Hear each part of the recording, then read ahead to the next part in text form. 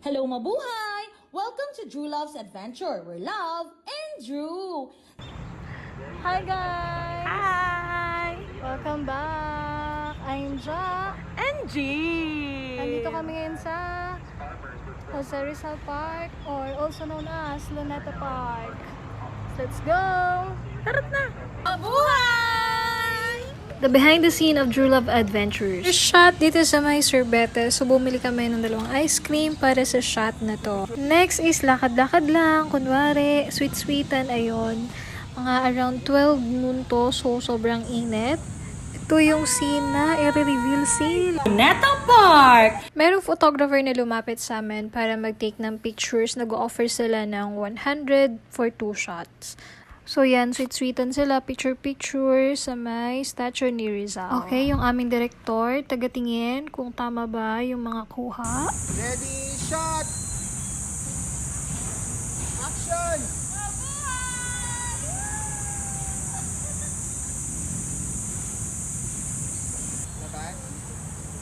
Favorite part ko to, yung intro nila, yung Love and Drew. Love and Drew. Okay, nandito na tayo sa may part ng mga kalapate. Siyempre, ako din, nilapitan ko yung mga natirang kalapate na hindi lumipad. Nag-ikot lang din naman kami within the area and nakita namin tong spot na to kung saan binaril si Jose Rizal. Next, nandito na tayo sa exciting part, ang pagsakay sa kalesa. Tataob nga ba ang kalesa? A. Mahuhulog si Jean. B. Matutumba si Drew. Or C.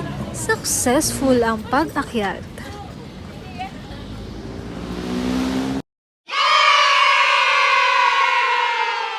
And yes, successful nga ang pag-akyat nila at tayo naman ay mag-city tour kasama ang ating tour guide na si Kuya. Yung less, lapu-lapu. Nag-rent kami ng kalesa kasama yung tour guide. Siya po ay 500 per 30 minutes. So sa mga guest or tourist na gustong libutin ng Intramuros and Luneta, 500 po sila per 30 minutes. Ayan, so lilibutin namin ang Intramuros kasama ang team. Let's go! Next stop namin ang Manila Cathedral. So doon kami pupunta para i-shoot yung kasunod na video. Yan, so konting eme lang. Next shot. Buti na lang nakisama yung panahon ngayon. Mainit siya, pero okay lang. At least hindi tayo inulan. So dito kami sa loob ng Intramuros. Yung tour guide namin, sobrang bait niya. So napaka-informative niya kasi lahat ng mga dinadaanan namin kalsada or buildings ay binibigay niya yung mga history nito. So, yung mga tourist talaga na nagbubuk sa kanila is na-amaze sila kung ano ba naging history ng Intramuros noong World War II. At dahil nalibot na namin ang Intramuros, kami ay pabalik na ng Astoria, Manila. Alam nyo ba na 5 minutes walk lang yon from Luneta Park going to Astoria, Manila. Madadaanan natin ang National Library of the Philippines. Pag nakita nyo na po yung street signage ng MH Del Pilar, kakaliwa lang po kayo doon and then dire-diretsuhin nyo lang po siya. Makikita nyo na po yung signage ng Astoria, Manila. Nandito na po tayo sa harapan ng Astoria, Manila. Makikita nyo po na may mga parking space para po sa inyong mga sasakyan. And yes, isa-serve na po nila yung food para sa ating mga models. Siyempre, nandyan ang ating director, si Sir Christian. Siya ang magbibigay ng instructions kung ano yung mga shots na dapat kuhanin. Ang food na in-order dito is chicken inasal, beef kare-kare, dulong fried rice, at pancit mix. Hindi ba talaga kayo kumain? Baliktad na kayo. Ayun, totoo? Sige, ako bahala. Wala kasi matitira sa'yo sa luto mo. Okay.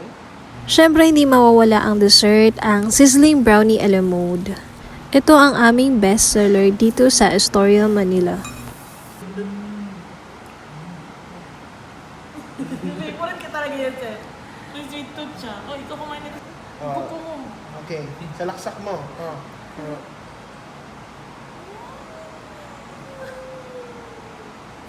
Siyempre, hindi lang dapat sila yung titikim. Dapat kasama din kami. Di ba, sir? So, ito na yung ending, yung magbababay na sila. And after this is editing time.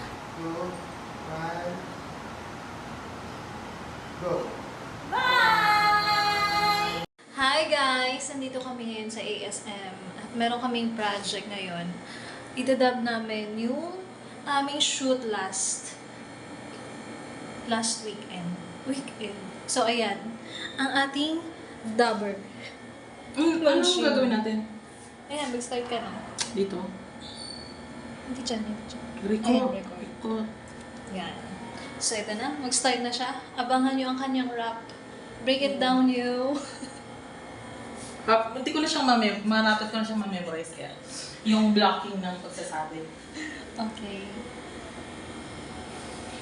God, please give me strength. In Jesus' name we pray. Amen. Ready, set, go. Hello, mabuhay! Welcome to Drew Loves Adventure. We're Love and Drew. Today we will celebrate the birthday of my fiancé at this historic urban play. Ay, sorry. Yan palang, patay na. Yes. Hello, mabuhay! Welcome to Drew Loves Adventure. We're Love and Drew. Nakuha kaya yung love and Drew?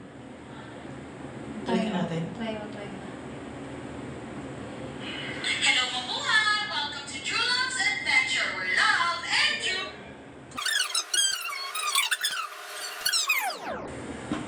Hello, mabuhay! Welcome to Drew Loves Adventure. We're Love and Drew. Tingnan natin. Hello, mabuhay! Welcome to Drew Loves Adventure. We're Love and Drew. Ayan. Okay na. Tapos, Paano na to? sunod na siya. Tapos dito tayo magsa-stop sa Luneta Park. Oo. Saan na yung Luneta Park dito? Para hindi ka din masyadong hinahapok. Energy pa rin to? Today we will celebrate. Oo. Malambot na. Mataas yung energy na malambot. Today we will celebrate. Ganon. Okay. Kinikilig ako. Ay, hindi ako kinikilig. Ano tawag doon yung... Excited. Natatawa lang ako. Wala akong ano. Today we will celebrate the birthday of my fiancé. Ganon? Konyo ba ako? Dito? At this historic urban park in the Philippines, located in Ermita, Manila, ang Luneta Park. Pwede bang ganon? Or wag? Try mo nga, Luneta. Iba't ibang klase ng Luneta. Luneta Park. Hindi. Luneta Park. Pwede. Iba pa. Luneta Park. Hindi. Hindi siya. Iba pa. Luneta Park. And this is the final edit. Hello, mabuhay! Welcome to Drew Loves Adventure. We're Love and Drew. Today, we will celebrate the birthday of my fiancé at this historical urban park in the Philippines located in Ermita, Manila, ang Luneta Park. So after 2 years of planning about it, grabe, we are amazed about our recent experience. Kahit medyo mainit, nilibot pa rin namin ang Luneta. Hindi rin namin pinalampas ang magpa-picture dito sa iconic statue ni Jose Rizal for our souvenir. Then, bumili kami ng sorbetes at mangga ni Kuya. Sumakay din kami sa Kalesa. Alam niyo ba na ang Kalesa ang primary mode of public and private transport in the Philippines during the Spanish and American colonial period? Nag-tour kami around Intramuros. So, napadaan kami dito sa may food stalls. Nung narinig ni Drew ang mga salitang food, Ayun po si... and also me, Makeup is life. Sabi pala ng tour guide namin, meron daw malapit na restaurant and events place na nag-o-offer ng Filipino food 5 minutes away lang from the park. Ito ang Historia Manila! Buhay! Welcome to Historia Manila! O diba? Ang pretty ni ate, kasing pretty ng place. Wow! Dahil napagod kami, napa-order kami ng maraming food and drinks. First, karit-kare. First bite pa lang, thank you Lord at favorite na namin to. May bago din silang menu. Yun yung Pinoy Fried Chicken. So we tried it. Hindi talaga ako nagsisi na ito ang in-order namin. Available din ang kanilang garlic rice with dulong. Mapapa-extra order ka talaga dito. Super saya ng fiancé ko. Kaya grateful kami na discover namin ang Historia Manila Restaurant and Events Place.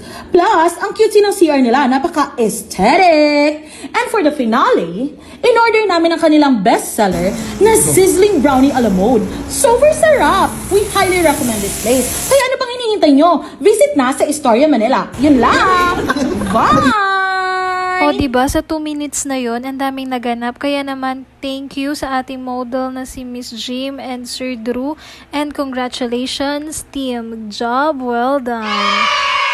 Thank you sa panonood. See you on the next video. Bye-bye!